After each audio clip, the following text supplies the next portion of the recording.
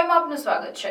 દિવસે દિવસે ઠંડીનું પ્રમાણ સમગ્ર રાજ્યમાં વધી રહ્યું છે। દિવસે ઠંડા ફૂંકાતા પવન અને મોડી સાંજથી ઠંડીનો ચમકારો વધતા લોકો હવે તાપણું અને ગરમ કપડાના સહારે જોવા મળે છે। ખુલ્લામાં લારી ચલાવતા લોકો હોય કે પછી દુકાનદારો હોય, તાપણું કરી ઠંડીથી રક્ષણ મેળવી રહ્યા છે।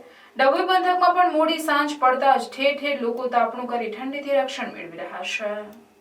શિયાળો હવે ભરપૂર જામ્યો છે। હવામાન વિભાગની આગાહી મુજબ ડિસેમ્બર માસમાં ઠંડીનું પ્રમાણ વધશે, ત્યારે દિવસ દરમિયાન ફૂંકાતા ઠંડા પવન અને મોડી સાંજે હાડ થીજાવતી ઠંડીને કારણે લોકોને ભારે હાલાકી પડી રહી છે।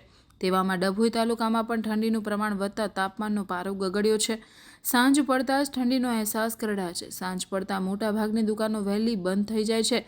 રોડ ઉપર ફ્રૂટ વેચતા ફેર્યા હોય કે પછી દુકાનદારો કે રાત્રિમાં ફરજ બજાવતા હોમગાર્ડ જીઆરડી જવાનો ઠંડીથી રક્ષા મેળવવા તાપમાનનો સહારો લઈ રહ્યા છે।